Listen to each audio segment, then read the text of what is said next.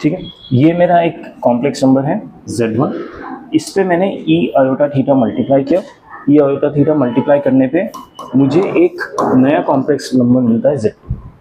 ठीक है, ये कैसे मिलता है मैं आपको समझाता हूँ, बट इवन बिफोर दैट अगर मैं दोनों साइड का आर्ग्यूमेंट लेता हूँ, नॉट आर्ग्यूमेंट, मॉड्यूलस लेता हूँ, ठीक है, अगर मैं मॉड्यूलस लेता हूँ तो मॉड्यूलस ऑफ Z2 जो भी होगा वो Z1 का modulus into E to the power iota theta का मॉड्यूलस इसके बराबर होगा।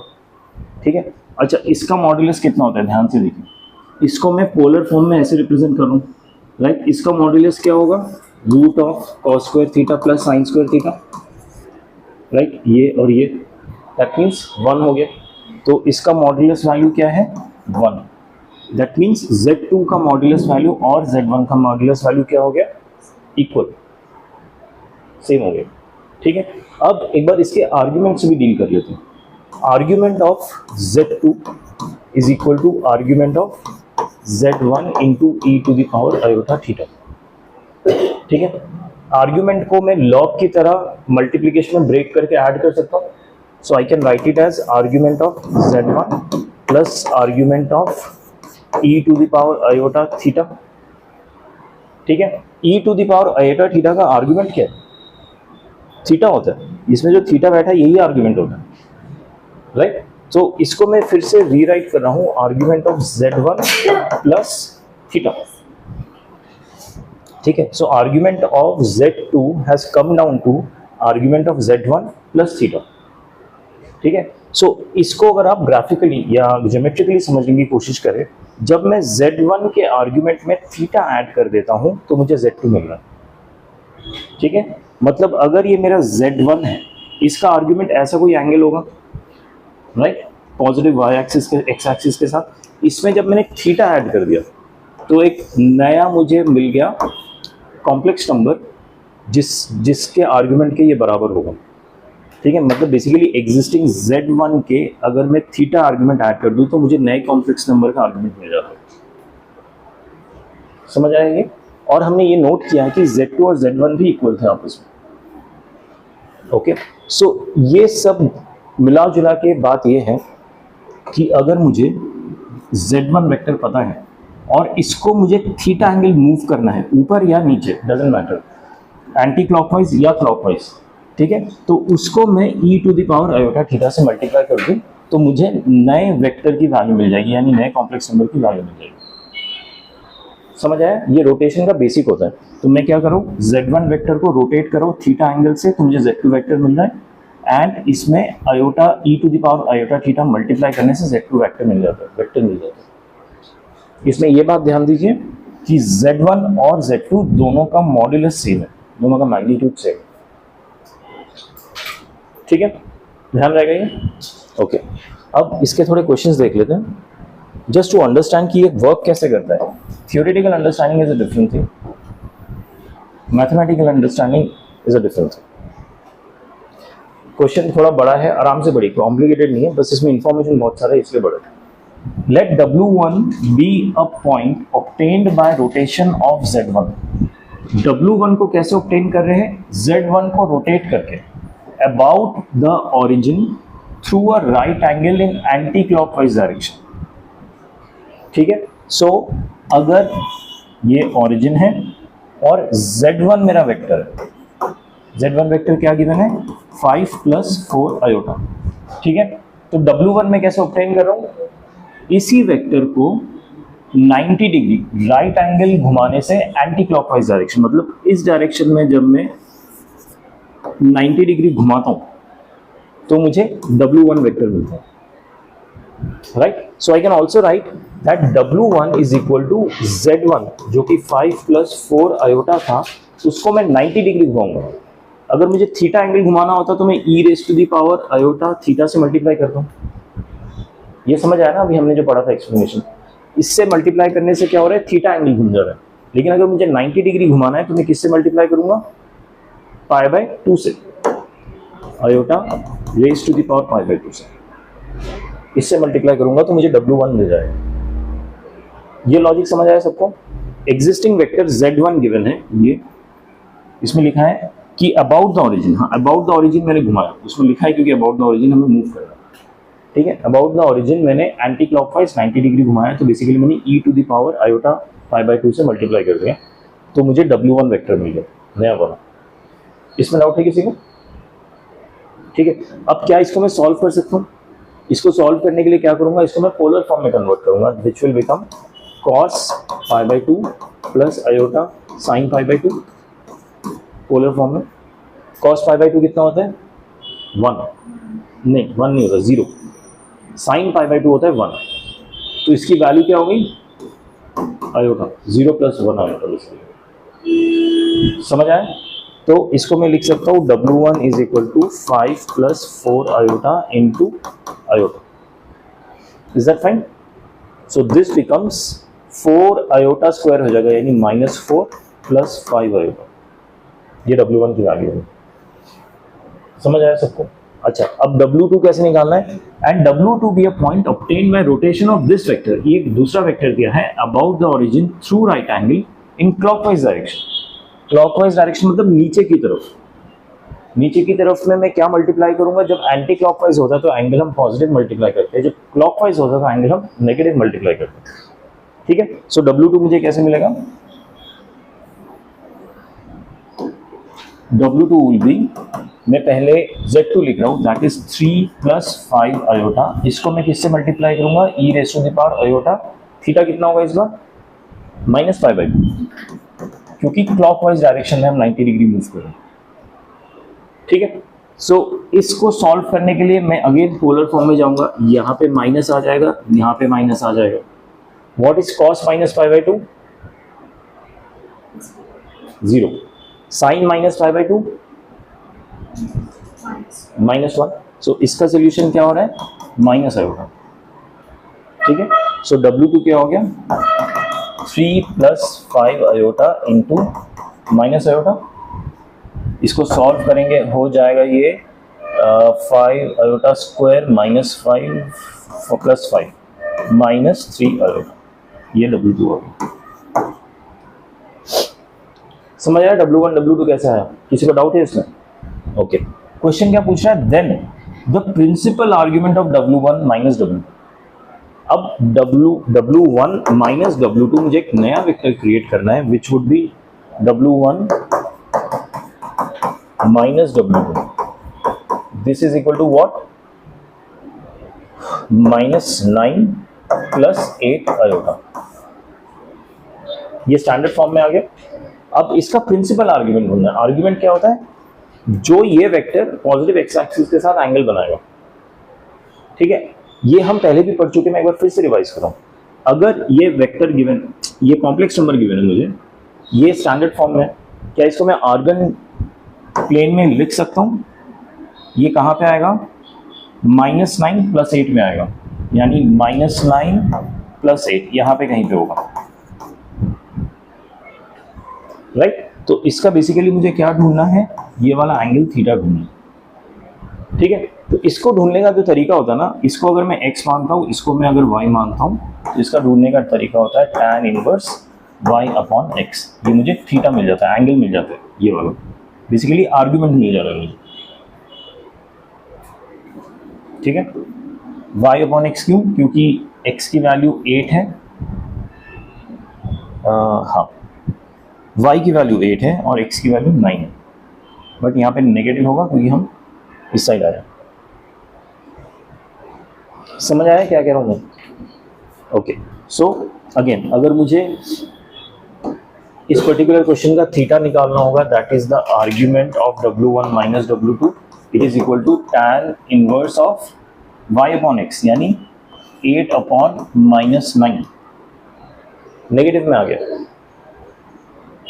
इन्वर्स के साथ जब नेगेटिव बाहर निकालना होता है, आपने अभी तक इन्वर्स ट्रिग्नोमेट्री पढ़ा नहीं है, जब tan के साथ इन्वर्स में नेगेटिव होता है ना, तो हम हमेशा इन्वर्स बाहर निकालने के लिए पाई माइनस tan इन्वर्स 8/9 ऐसे, ठीक है। tan के साथ जब इन्वर्स होता है तो पाई माइनस tan इन्वर्स लिखते हैं, और ये जो नेगेटिव साइन था यहाँ पे 9 के साथ, वो बाहर आ गया और यहाँ पे पॉजिटिव हो गया, बाहर ये ऐसे। अगर आप देखें थोड़ा लॉजिकली, तो या ऐसे किया हमने, पाई से माइनस कर दिया, तो यहाँ पे tan नेगेटिव होता है, इसलिए हम इसको ऐसे लिख रहे हैं, तो इससे नेगेटिव आंसर ही आएगा। ठीक है, लेकिन जब हम इनवर्स ट्रिग्नोमेट्री पढ़ेंगे 3-4 चैप्टर बाद तो आपको और समझ आ जाएगा।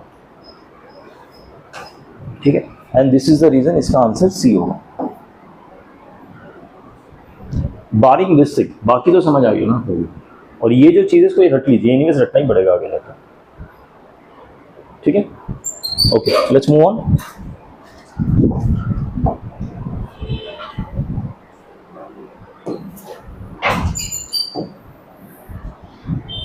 ये दूसरा, in a triangle AOB, if triangle AOB is an isosceles triangle, इन्होंने ऑलरेडी ड्रॉ किया है ये ट्राइंगल AOB गिवन, ठीक है, and it is an isosceles right angle triangle. यहाँ पे राइट एंगल है और ये दोनों sides equal. Then prove that Z1 square plus Z2 square equal to 0 where O is the origin. ठीक है, क्या प्रूव करना उस पर बाद में आते, पहले ट्राइंगल समझते हैं। ये ट्राइंगल है, राइट एंगल है O, ठीक है, ये OZ1 वेक्टर है, OA वेक्टर है और ये OB वेक्टर है। ठीक है, और बीच में 90 डिग्री है। क्या मैं OA वेक्टर यूज करके OB की वैल्यू निकाल सकता हूँ रोटेशन का कॉन्सेप्ट यूज करके? राइट, आई कैन राइट कि ये जो OA वेक्टर है यानी Z1 वेक्टर है जो, उसमें अगर मैंने e to the power iota, ये π/2 मल्टीप्लाई कर रहा हूँ एंटी क्लॉकवाइज, यानी आयोटा रेस्ट π/2 ये मल्टीप्लाई कर दिया Z1 वेक्टर पे, ये मल्टीप्लाई कर दिया तो मुझे Z2 मिल जाएगा। ठीक है, ध्यान देने वाली बात क्या है, Z1 और Z2 का लेंथ सेम है, तभी मैं इनको ऐसे डायरेक्टली इक्वेट कर पा रहा हूँ, because it is an isosceles triangle. अगर सेम ना हो तो कैसे डील करेंगे आगे सीखते हैं। ठीक है, अभी के लिए हम जितने भी क्वेश्चंस करेंगे उसमें सेम होगा। ठीक है, सो आप लोगों को ये समझ आ रहा है कि Z1 वेक्टर में जब e to the power iota π/2 multiply कर रहा हूँ तो ये वाला वेक्टर आ जा रहा है, ये वाला कॉम्प्लेक्स नंबर आ जा रहा है, वेक्टर कॉम्प्लेक्स नंबर सेम है यहाँ पे। ये समझ आया? ओके, सो इसकी वैल्यू क्या होगी, अभी हमने प्रीवियस क्वेश्चन में देखा था, Z2 is equal to Z1 iota होगा, आयोटा था, दोनों साइड को स्क्वायर कर दीजिए, Z2 square equal to iota square is -1, तो Z1 स्क्वायर, Z1 को LHS में ले आइए, Z1 square plus Z2 square equal to 0 होगा। ठीक है, हमें यही प्रूव करना था इस क्वेश्चन में। ठीक है, simple application of rotation of vector, rotation of complex number. Okay, अगला क्वेश्चन देखते हैं। किसी को डाउट तो नहीं है ना इसमें?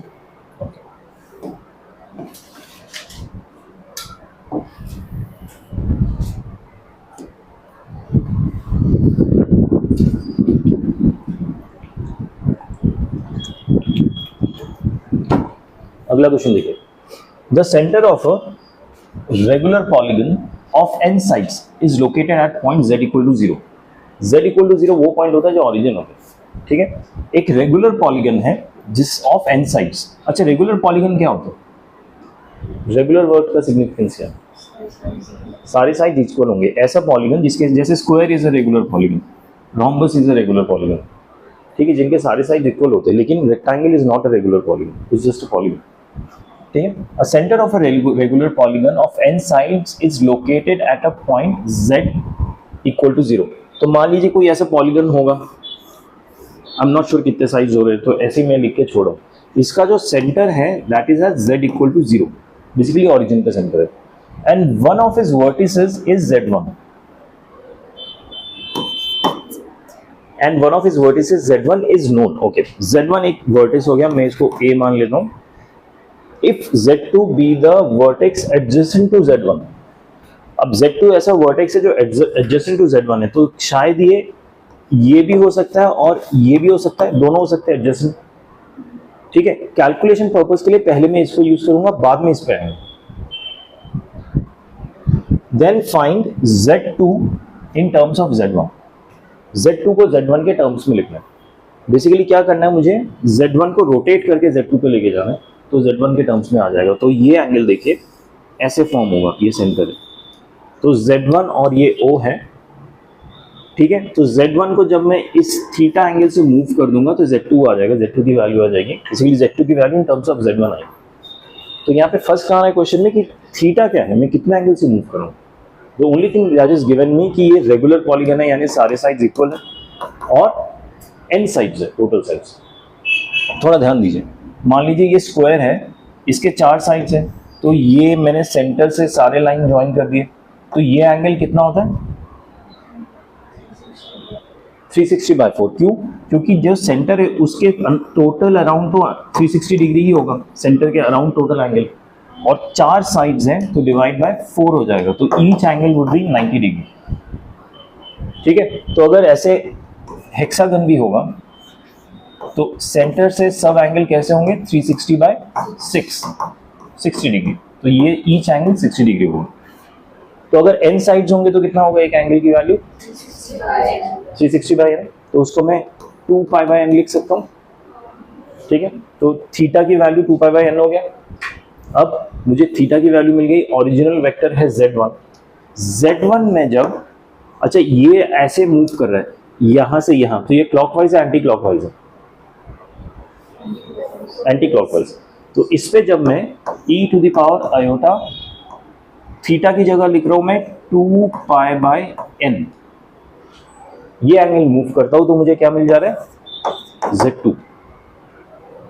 ठीक है, अच्छा ये तो मैंने क्लॉक एंटी क्लॉकवाइज मूव किया तो z2 यहां पे मिला एडजस्टेंट, यहां पे भी तो मिल सकता था राइट। अगर मैं क्लॉकवाइज मूव करता तो भी तो एडजस्टेंट साइड ही मिलता ना मुझे, बस उसमें क्या होता है ये जो एंगल में मूव करूंगा ये क्लॉकवाइज हो जाएगा, क्लॉकवाइज होने से ये माइनस हो जाता है, तो यहाँ पे बस मुझे प्लस माइनस लिख देना। ठीक है, अगर आप प्लस मूव करेंगे तो राइट हैंड साइड वाला मिल जाएगा एडजेसेंट, अगर क्लॉकवाइज मूव करेंगे तो लेफ्ट हैंड साइड वाला एडजेसेंट साइड हो जाएगा। उन्होंने क्योंकि एडजेसेंट लिखा है तो it could be anywhere, this side और दैट साइड। सो z2 मुझे z1 के टर्म्स में मिल गया, z1 इंटू e⁻, थोड़ा साफ करके लिख रहा हूँ आयोटा 2π/n, ये आंसर है n साइड्स के पॉलीगन के adjacent side in terms of z1। समझ आया?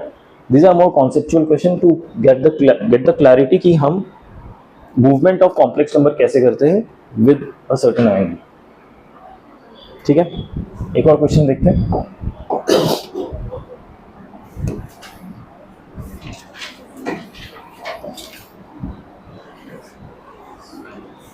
देखिए ये क्वेश्चन मैं समझाता हूं, करिए आप लोग। ठीक है, prove that if the complex number z1 z2 and the origin, तो यहाँ पे दो कॉम्प्लेक्स नंबर है और एक ऑरिजिन है। सो ये अगर मेरा ऑरिजिन है, ये z1 है, ये z2 है, फॉर्म एन इक्विलैटरल ट्राइंगल, ये एक इक्विलैटरल ट्राइंगल फॉर्म करो। ठीक है, इक्विलैटरल ट्राइंगल की खासियत क्या होगी, सारे साइड इक्वल होंगे, सारे एंगल 60 डिग्री होंगे। तो आपको साइड इक्वल है ये पता चल गया और एंगल 60 डिग्री ये भी पता चल गया। देन प्रूव दैट ये z1² + z2² minus z1 z2 = 0। समझ आया क्वेश्चन? समझ आया? सॉल्व कैसे करेंगे? अप्रोच रखिए कि आपको z2 वेक्टर पता है राइट।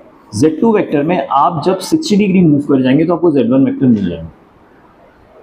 ठीक है, तो z2 in terms of z1 या z1 in terms of z2 कुछ भी मिल सकता है, उसको सॉल्व कीजिए तो ये प्रोबेबली आ जाना चाहिए।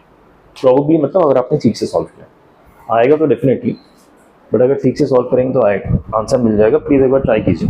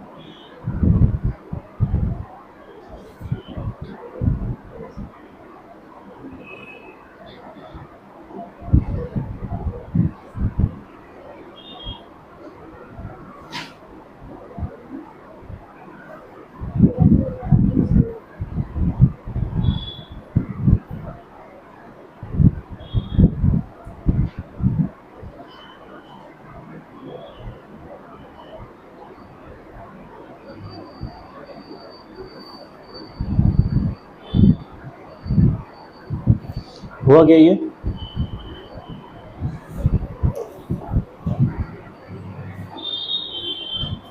देखिए ये ओरिजिन से z2 वेक्टर, राइट? तो z2 वेक्टर मुझे गिवन है। इसमें जब मैं e to the power iota 60 degree 90 clockwise direction यानी π/3 ये मल्टीप्लाई करूंगा तो मुझे मिल जाएगा z1 वेक्टर। ठीक है, इसको पहले थोड़ा सॉल्व कर लेते हैं। This would look like cos π/3 plus iota sin π/3। How much is cos π/3 यानी cos 60 is half plus iota √3/2। ठीक है, तो z1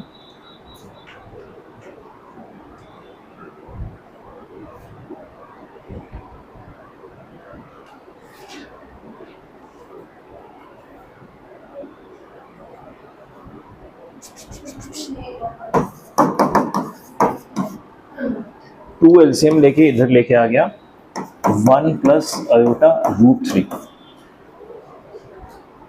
राइट? अभी स्क्वायर तो करेंगे लेकिन स्क्वायर करके क्या फायदा हो रहा है, आयोटा तो फिर भी रहेगा। आयोटा को कैसे एलिमिनेट करेंगे, कंपेयर करके देखते हैं। 4z1 square equal to z2 square 1 plus ये हो जाएगा आयोटा स्क्वायर दैट इज -1, ये -3 आ जाएगा plus 2 iota √3। Is that correct?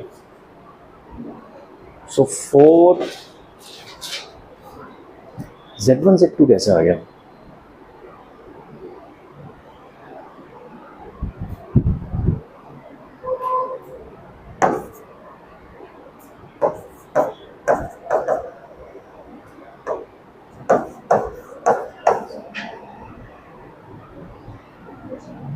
कुछ मिस हो रहा है।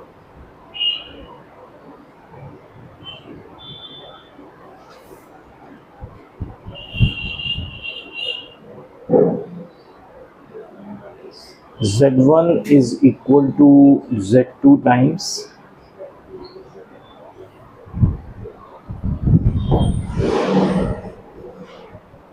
okay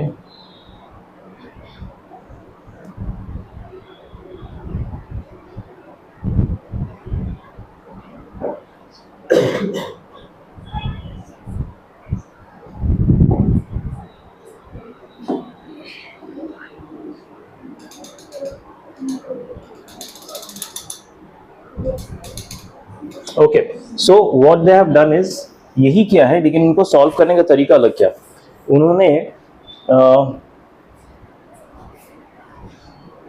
यहाँ तक इस फाइन में ऊपर डाल लो इरेज करके।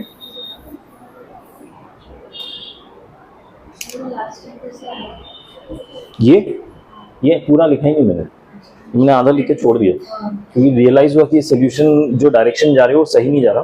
तो ये लास्ट स्टेप भूल जाइए, इनफैक्ट ये वाला स्टेप भी भूल जाइए। ये जो 2 था ये इसके नीचे था, राइट? तो मैं z1 upon z2 is equal to 1/1 plus iota √3 upon 2 ये आ रहा है। ठीक है, दोनों साइड को स्क्वायर किया तो z1 square upon z2 square equal to 1 plus -3 plus 2√3 iota upon 4 ये आ रहा है। इसमें अगर मैं ब्रैकेट खोल के सॉल्व करूंगा it will become -2/4 plus 2√3 upon 4 iota. 4 को मैंने कॉमन एलसीएम ले लिया which becomes -1/2 plus √3/2 iota.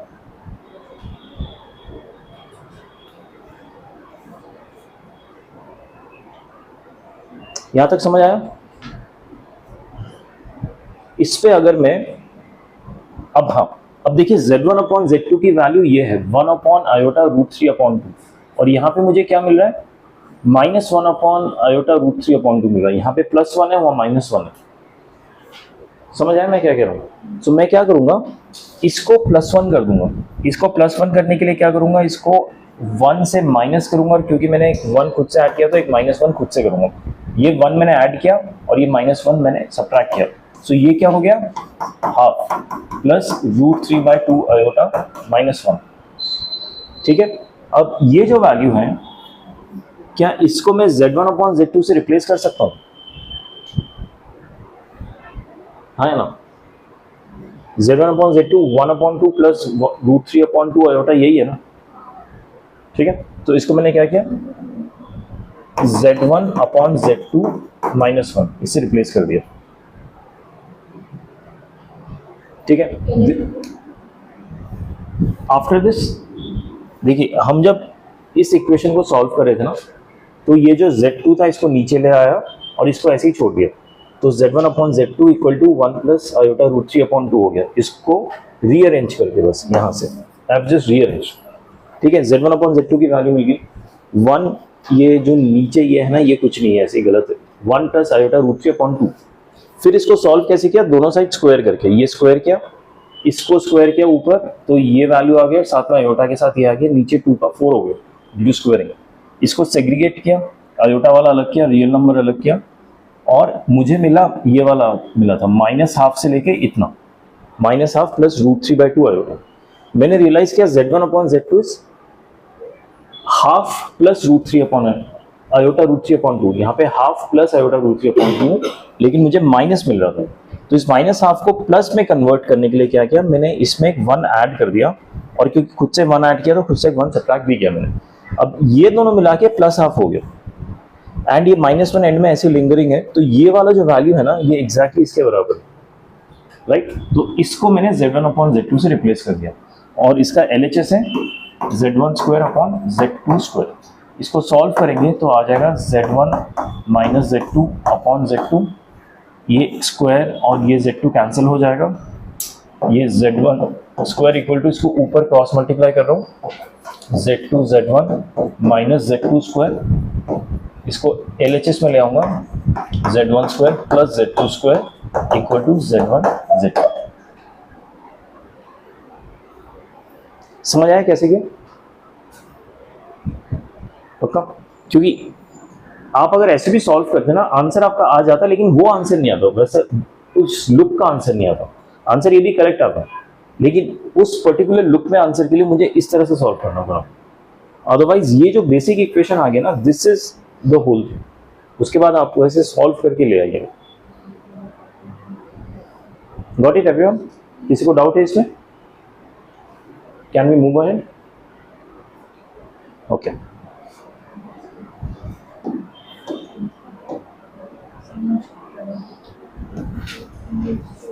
Okay. अब एक चीज ध्यान दीजिए कि अभी तक हम जो भी क्वेश्चन कर रहे थे ना, उसमें जो ये पॉइंट था ना, जहां से वेक्टर ओरिजिनेट हो रहा था, वो ओरिजिन होता था हमेशा, ओरिजिन से वेक्टर ओरिजिनेट हो रहा था। लेकिन ऐसे भी क्वेश्चंस आएंगे जहां पे जरूरी नहीं कि ओरिजिन से ओरिजिनेट हो सकता है किसी और वेक्टर से ओरिजिनेट हो रहा है, ये वेक्टर फॉर्म हो रहा है और ऐसा फॉर्म हो रहा है, तो हम जो पहले Z1 और Z2 ऐसे लिख रहे थे, उसकी जगह हम इस वेक्टर की वैल्यू लिख देंगे। ये वेक्टर की वैल्यू क्या है, Z2 - Z1, तो यहाँ पे मैंने लिख दिया Z2 - Z1, उस पर मैंने थीटा मल्टीप्लाई किया, यानी e⁻ थीटा मल्टीप्लाई किया, मुझे ये वेक्टर मिल गया, विच इज Z3 - Z1। ठीक है, so instead of initiating from origin, it is initiating from another vector Z1, बस इतना ही डिफरेंस है। सेम फॉर्मूला में कुछ वो नहीं है। तो पहले मैं लिख रहा था Z2 is equal to Z1 e⁻θ, तो ये जो वेक्टर था ये भी ओरिजिन से इनिशिएट हो रहा था, ये भी ओरिजिन से इनिशिएट हो रहा था। पॉइंट ध्यान देने वाली बात है कि दोनों का इनिशिएटिंग पॉइंट सेम होगा। प्रीवियस केसेस में ओरिजिन थे, इसमें इनिशिएटिंग पॉइंट क्या है, Z1, ये सेम रहेगा दोनों का इनिशिएटिंग पॉइंट। ठीक है, और जो इनिशिएटिंग पॉइंट है उसको हमेशा राइट हैंड साइड में रखना है, मतलब ये जो डिफरेंस है उसमें Z1 राइट हैंड साइड में आना चाहिए, इसका बस ध्यान रखिए। अगर किसी क्वेश्चन में राइट हैंड साइड में नहीं है, पहले राइट हैंड साइड में कीजिए, फिर क्वेश्चन को आगे सॉल्व कीजिए।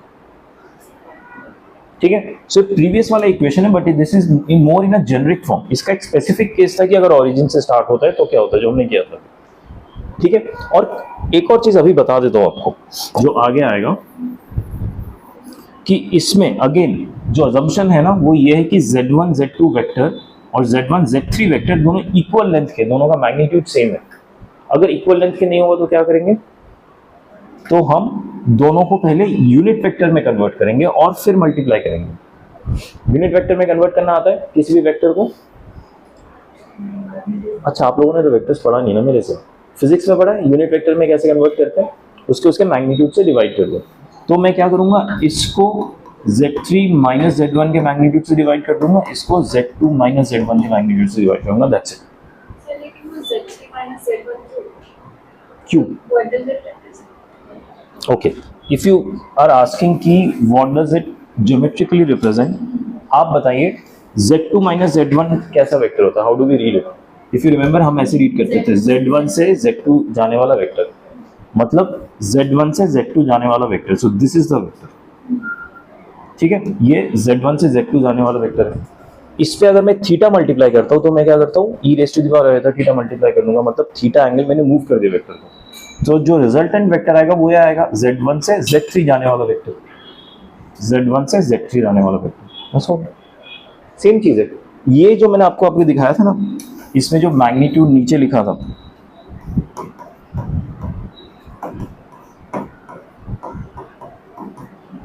आपको बुक में ये वाला इक्वेशन लिखेगा एज कोनीज थ्योरम या कोनीज लॉ, जो भी कह सकते हो, ठीक है। सो ये दिखता है आपको, बट ये आया कैसे वो समझना ज्यादा इंपॉर्टेंट है, रादर देन आप रट लोगे ना, आपको समझ नहीं आएगा क्वेश्चन में इंप्लीमेंट कैसे करना, ठीक है। So just to let you know, this is the origin.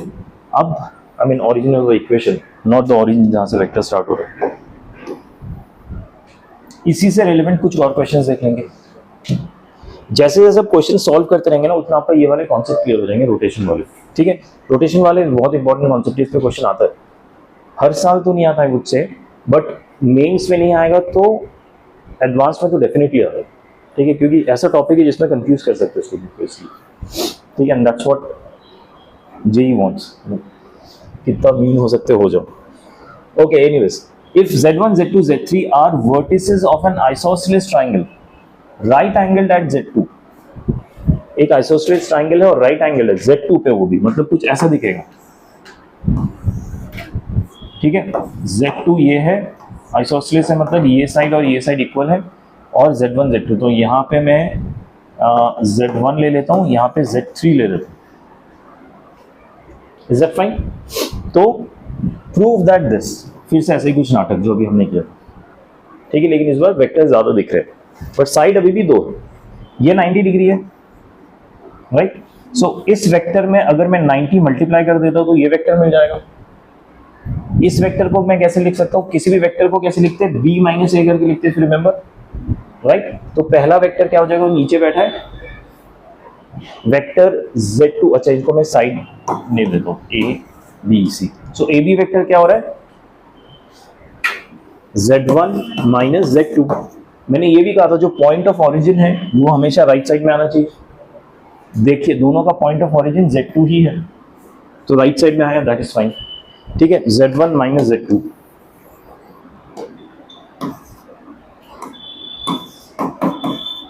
ठीक है। अब इस वेक्टर में मुझे क्या मल्टीप्लाई करना चाहिए कि ये मिल जाए e to the power iota theta, यानी iota pi by 2, e to the power iota pi by 2, ये मल्टीप्लाई करूंगा तो क्या मिलेगा, ये वाला वेक्टर, इसको कैसे लिखेंगे, Z3 माइनस Z2। This also checks out कि जो पॉइंट ऑफ ऑरिजिन है वो इसमें भी राइट साइड में है, इसमें भी राइट साइड में है, बस इसको सॉल्व कर दीजिए, आंसर आ जाएगा, ठीक है। अब सवाल इसको सॉल्व कैसे करें, आयोटा को कैसे हटाए, इसकी वैल्यू क्या होती है आयोटा, अच्छा ये तो डायरेक्टली हट जाएगा, Z3 प्लस Z2 स्क्वायर कर रहा हूँ, LHS को Z1 माइनस Z2 को स्क्वायर कर रहा हूँ, और यहाँ पे आयोटा आया हुआ इसको भी स्क्वायर कर दिया। क्या आप सॉल्व करके देखेंगे वो मैच कर रहा है कि नहीं, कर रहा है? Okay, can you guys also try? If you guys try and get the answer then I won't try, else I will also finish.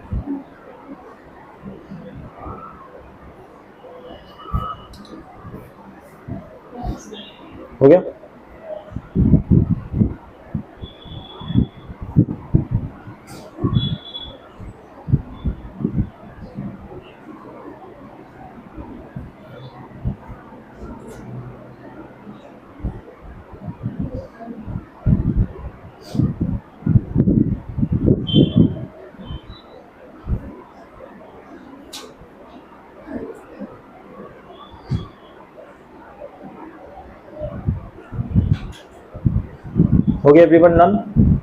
Shall we move ahead? Okay.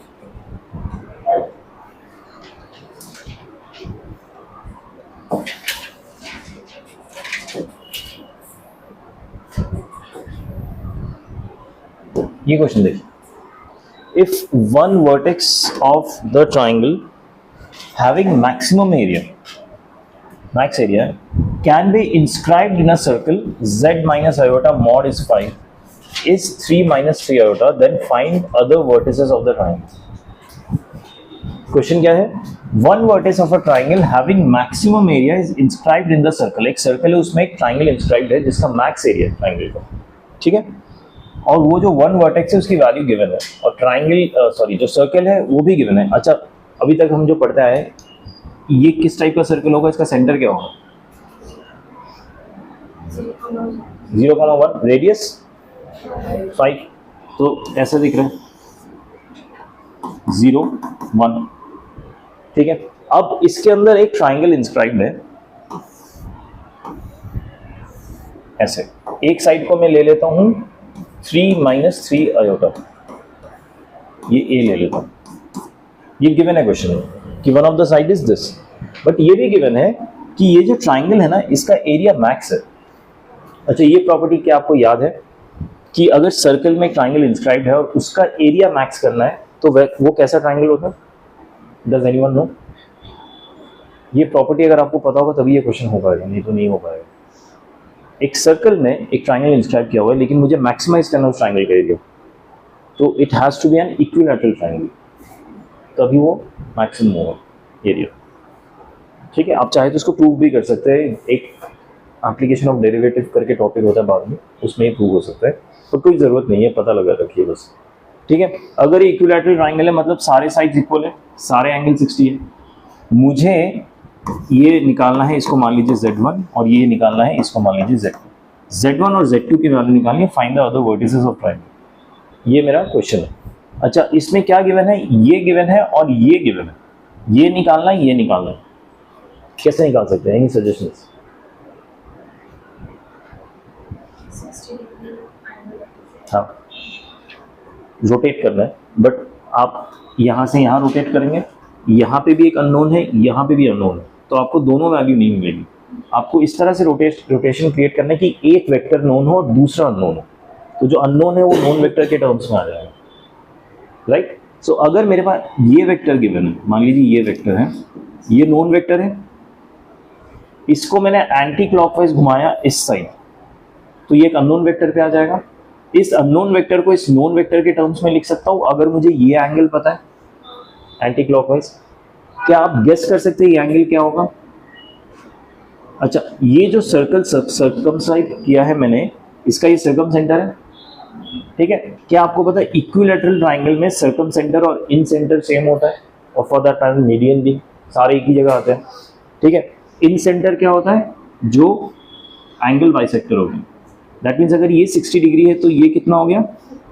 30, ये भी 30, ये 120 डिग्री, ठीक है. सो इस वेक्टर से अगर मैं इस साइड मूव करता हूं तो Z1 मिलेगा, अगर इस वेक्टर से इस साइड मूव कर जाऊं इधर, मतलब क्लॉकवाइज 120 डिग्री, तो Z2 भी मिल जाएगा, ठीक है. अब मैं क्या करूंगा, पहले ये वेक्टर लिखता हूं. ये वेक्टर क्या होगा? Z2 माइनस Z1, यानी 3, ये और यहाँ से 0 1 से इनिशिएट हो रहा है, यहाँ पे खत्म हो रहा है, यानी 3 माइनस 3 आयोटा माइनस ये वाला वेक्टर, ये वेक्टर क्या है? 0 + 1 आयोटा, यानी आयोटा, ठीक है. मैंने कौन सा वेक्टर लिख दिया? OA, ये OA वेक्टर है, समझ आए? अभी सिर्फ OA एक ही वेक्टर लिखा मैंने. इस पे मैं क्या मल्टीप्लाई करूंगा? e⁻ आयोटा 120 डिग्री, यानी e⁻ आयोटा 120 कितना होता है? 2π/3, 2π/3, ये मल्टीप्लाई है. तो मुझे क्या कौन सा वेक्टर मिलेगा? ये वाला वेक्टर क्या है? Z1 माइनस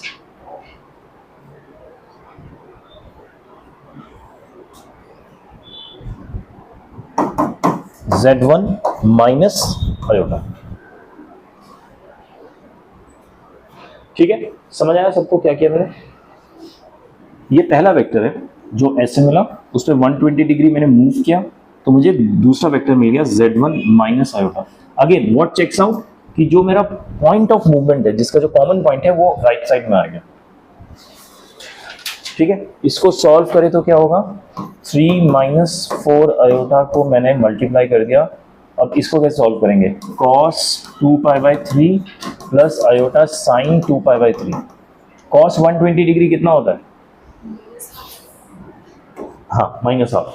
फटाफट कैसे करना है, सप्लीमेंट्री एंगल याद है, cos का नेगेटिव हो जाता है, सो सप्लीमेंट्री ऑफ 2π/3 यानी 120 डिग्री 60 डिग्री, सो माइनस 60 डिग्री यानी minus half. So this is minus half plus iota का सप्लीमेंट्री क्या होता है, प्लस साइन 60 यानी प्लस √3/2 आयोटा, राइट। सो ये हो जाएगा minus half plus √3/2 iota equal to z1 minus iota. ठीक है, अब can you guys solve and find what is z1? Just let me know what is z1।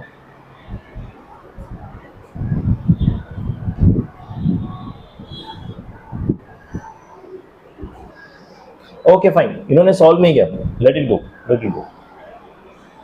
Important thing is, अगर मैं इसको यहां मूव कर रहा हूं एंटी क्लॉकवाइज तो मुझे z1 मिल रहा है, अगर इसको क्लॉकवाइज मूव करता हूं तो z2 मिलेगा, राइट। क्लॉकवाइज मूव करने के लिए ये वाला एंगल माइनस में हो जाएगा, यानी प्लस माइनस करने से मुझे दो एंगल्स मिल रहे हैं, दो वेक्टर्स मिल रहे हैं, सॉरी। ठीक है, सो अगर इसको प्लस माइनस करता हूं, प्लस माइनस में एक तो ये मिलता है, दूसरा कौन सा मिलेगा, अगर ये माइनस में होता है तो ये माइनस आ जाएगा बाहर, माइनस माइनस प्लस हो जाएगा, और ये नहीं, ये फिर भी माइनस हाफ रहेगा, माइनस में भी ये माइनस हाफ रहता है, और ये माइनस हो जाएगा, तो बेसिकली ये प्लस माइनस हो जाएगा। ठीक है, जब e⁻ आयोटा 2π/3 सॉल्व करता हूं तो ये प्लस के साथ सॉल्व होगा, जब माइनस 2π/3 सॉल्व करता हूं तो माइनस ऑफ माइनस √3/आयोटा होगा। अगर इसमें आपको डाउट है तो बताइए, ट्रिग्नोमेट्री का वो है पॉइंट है ये। ठीक है, सो प्लस माइनस करने से मुझे z1 z2 दोनों मिल जा रहे हैं। ठीक है, तो इसको z1 z2 एक साथ लिखने की जगह मैं इसको क्या लिख सकता हूँ, z लिख रहा हूँ सिर्फ। सो z हो जाएगा ये वाला मल्टीप्लीकेशन, और ये आयोटा इस साइड आके प्लस आयोटा हो जाएगा। ठीक है, सो इससे आपको दो आंसर मिलेंगे, क्यों, एक प्लस के साथ और एक माइनस के साथ। ये वाला प्लस वाला z1 होगा, माइनस वाला z2 होगा। समझ आया कैसे ये सॉल्व करना है? सॉल्व करने की जरूरत नहीं, बट ऐसा इसका अप्रोच है। Got it? चलिए अगला क्वेश्चन।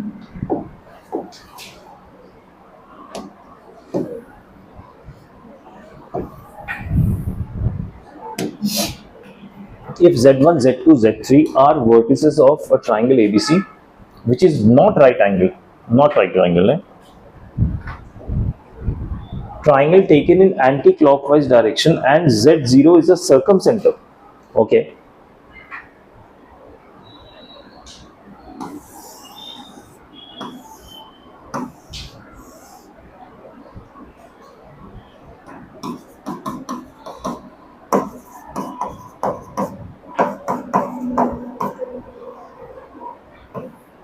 Anti-clockwise direction में गए हैं, z0 is the circumcenter, then this मतलब ये गंदा से वो is equal to what? ठीक है, अब इसमें ध्यान दीजिए, z2 minus z0 minus z1 क्या होता है, z0 माइनस z1, ये इस डायरेक्शन में, ये इस डायरेक्शन में। बेसिकली ना सबका इन्होंने उल्टा दिया हुआ, तो पहले तो हम इसका डायरेक्शन फिक्स कर लेते हैं। ठीक है, डायरेक्शन कैसे ठीक करेंगे, क्योंकि मुझे प्रीवियस क्वेश्चन से पता चला कि ये और ये इसका मूवमेंट, ठीक है, ये वेक्टर है z1 माइनस z0, इसको मैंने यहाँ पे मूव कराया तो z2 माइनस z0 आ जाएगा एज पर दिस एंगल। यहाँ मूव किया तो z3 माइनस z0 आ जाएगा। तो पहले तो उसको मैं फिक्स करता हूँ, I can write it as z1 minus z0 upon z2 minus z0 sine 2a upon sine 2b plus z3 minus z0 upon z2 minus z0 sine 2c upon sine 2b। ये समझ आया? मैंने बस ऊपर नीचे reverse कर दिया। अब ध्यान दीजिए, पहले ये वाला रेशियो देखता हूं मैं, ठीक है। बेसिकली इसमें नीचे z2 है, ऊपर z1 है। जब मैं इस वेक्टर को मूव करके यहां पे ले आता हूं और ये एंगल मान लीजिए थीटा है, तो कैन आई राइट ये वेक्टर क्या होगा, z1 minus z0 is equal to what, z, oh sorry, it's not equal to, I have to multiply it with iota theta, e raised to the power iota theta। अगर मैंने multiply किया तो मुझे क्या मिल जा रहा है, z2 माइनस z0 मिल रहा है। अब पर z1 है, हाँ दैट्स फाइन। इसको अगर मैं नीचे ले जाता हूँ इसके, तो I can write z2 minus z0 upon z1 minus z0 equal to e to the power iota theta. समझ आया क्या किया मैंने? ठीक है, तो इनका जब रेशियो निकाल रहा हूं, इनके बीच के एंगल की वैल्यू आ रही है, राइट। सो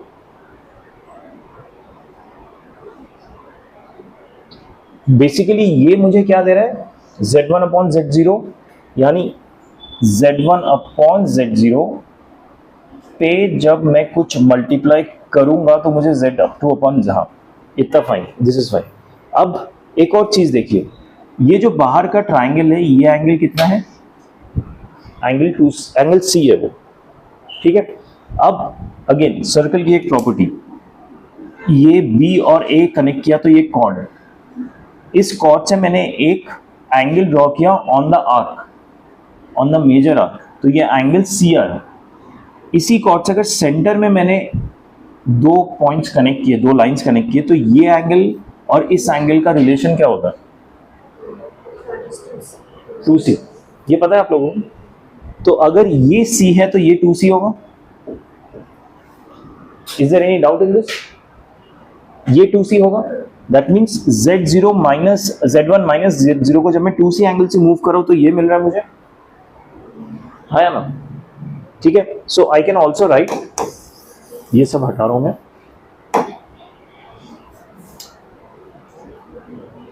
z1 माइनस z0, इससे मैंने मल्टीप्लाई किया e to the power iota 2c, this is equal to z2 minus z0। इसमें डाउट है किसी को? Is there any confusion in this? नहीं राइट। अब z2 minus z0 upon z1 minus z0, इसको मैं नीचे ले गया और इसको मैं अब पोलर फॉर्म में कन्वर्ट कर रहा हूं, ये हो जाएगा cos of 2c plus iota sine of 2c।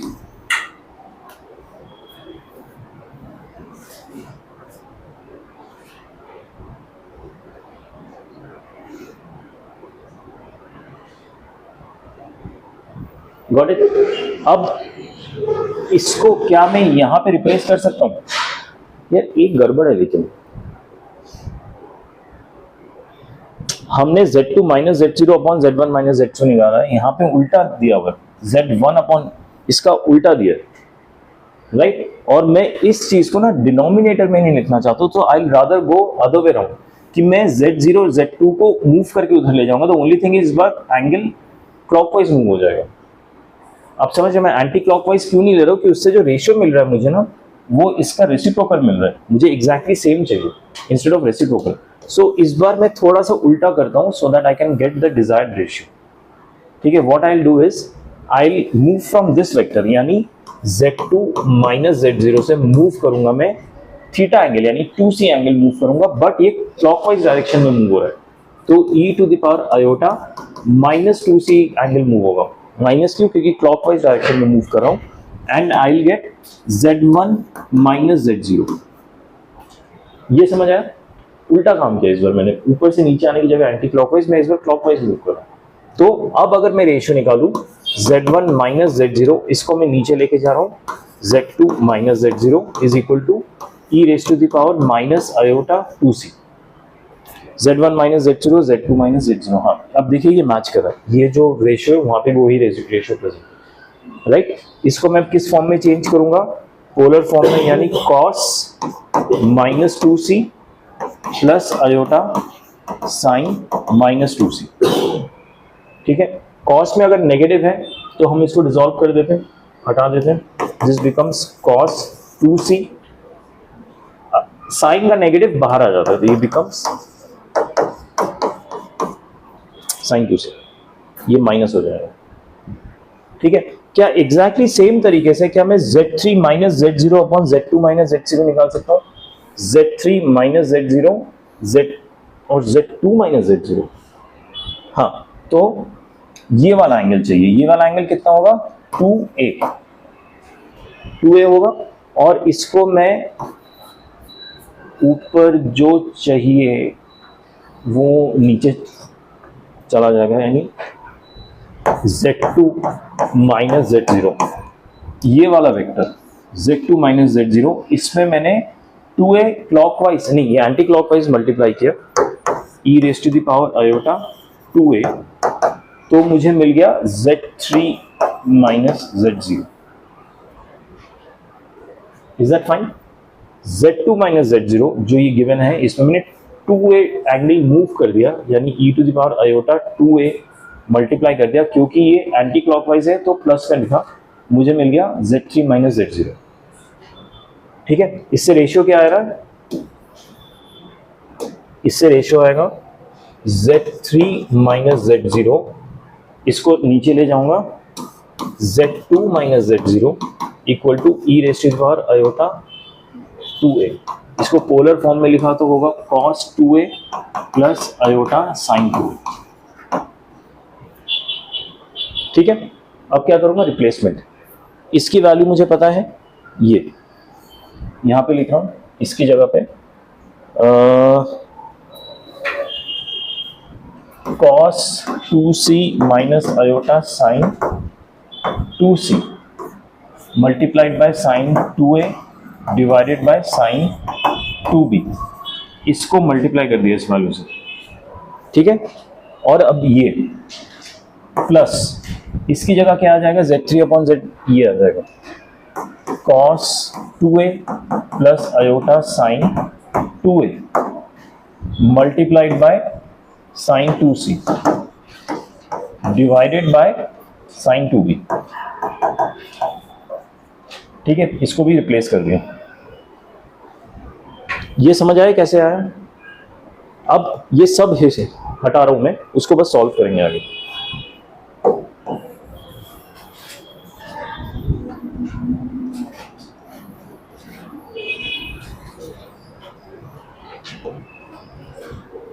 देखिए दोनों का डिनोमिनेटर सेम है, sin 2b। ठीक है, तो हम इसको कॉमन डिनोमिनेटर ले लेंगे, ऊपर मैं मल्टीप्लाई कर दूंगा और ब्रैकेट खोल दूंगा, sin 2a into cos 2c, इसको थोड़ा नीचे लिखता हूँ, sin 2a cos 2c minus iota sin 2a sin 2c, फिर प्लस ये sin 2c cos 2a plus iota sin 2a sin 2c।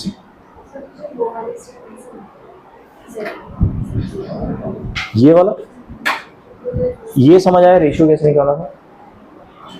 Exactly same बाकी दो वेक्टर्स के बीच में। देखिए ऐसा था, ठीक है, ये एंगल क्या था? 2a, तो इससे मूव किया मैं इस डायरेक्शन में, तो ये वेक्टर मिल गया था, उसको मैंने रीअरेंज करके रेशियो की वैल्यू निकाल ली थी इसकी, ये दिस अपॉन, नहीं बस इतना ही था रेशियो की वैल्यू। हमारे पास वो z और minus z0 minus z,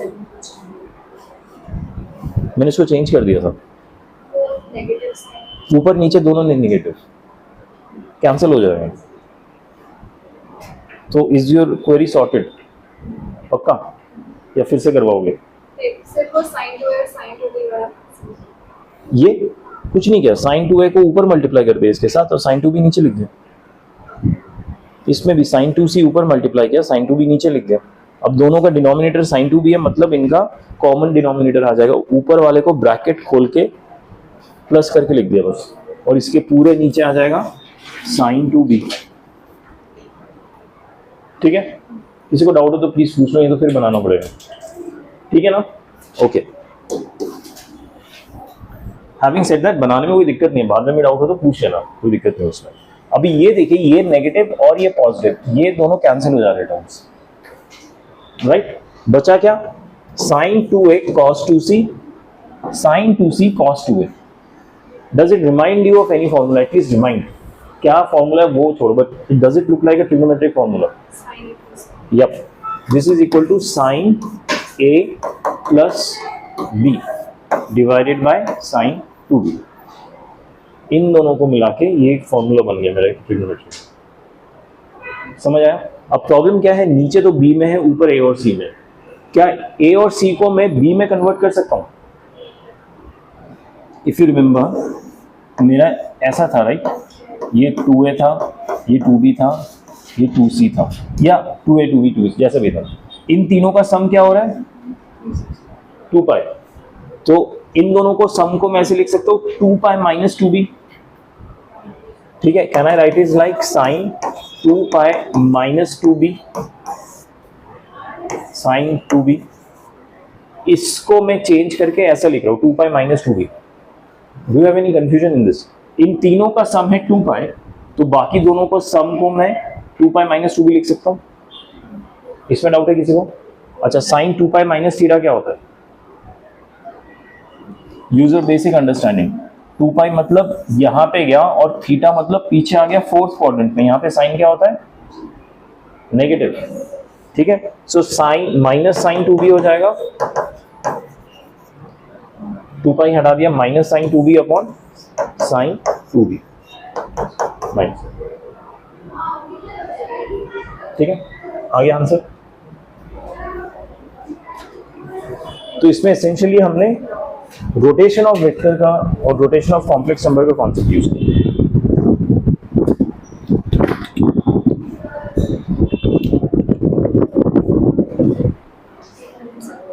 okay,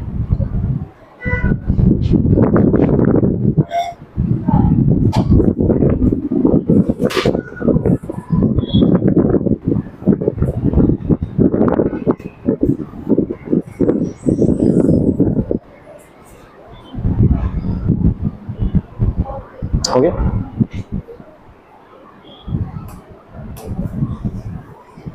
okay, अब ना कुछ क्विक रिजल्ट्स याद रख लीजिए।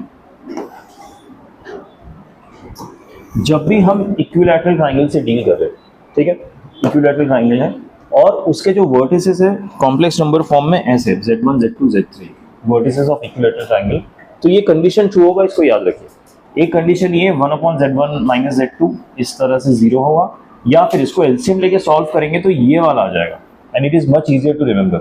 z1 square plus z2 square plus z3 square equal to z1 z2 plus z2 z3 plus z3 z1। ठीक है, अगर vertices of equilateral triangle vertices are in form of complex number, यानी Argand plane के vertices हैं, तो ये true होगा statement.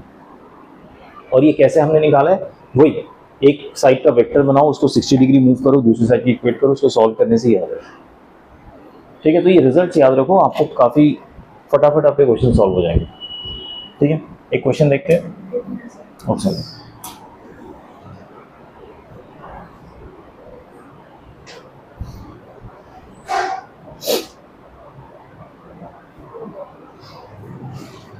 हो गया सबका?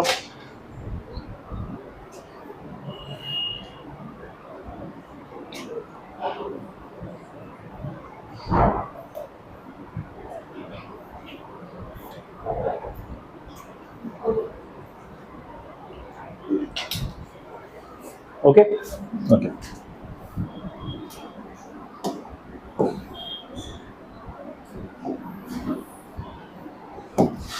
if 1 plus iota and 3 plus 3 iota are two vertices of equilateral triangle, एक equilateral triangle है, एक है 1 plus iota और एक है 3 plus 3 iota, then find third possible vertex। ये मान लीजिए z1 है, इसकी वैल्यू निकालेंगे। सिंपल रिजल्ट लगाएंगे, z1 square plus z2 square plus z3 square is equal to z1 into z2 plus z2 into z3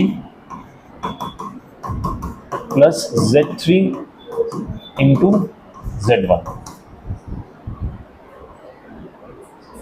that's it, simple. जो result था, जो सेकंड ऑप्शन था, वो लगा दिया। अब इसको सॉल्व करेंगे तो z1 के ना दो वैल्यूज आएंगे। क्यों? क्योंकि ये तो कह रहा है इक्विलैटरल ट्राइंगल है, ये दो मेरे डिफाइंड वर्टिसेस है, ये निकालना है। तो आप ये रियलाइज कीजिए, अगर ये एक वर्टिस हो सकता है ना, तो एक और वर्टिस यहाँ पे भी आ सकता है, इक्विलैटरल ट्राइंगल ऐसे भी फॉर्म हो सकता है। तो Z1 मेरा यहाँ पे भी लाई कर सकता है। That is the reason Z1 के 2 वैल्यूज आएंगे। ठीक है, सॉल्व करके देखते हैं। Z1 square plus 1 minus 1 plus 2 iota 9 minus 9 क्या क्या हो गया, 3 3 9 18।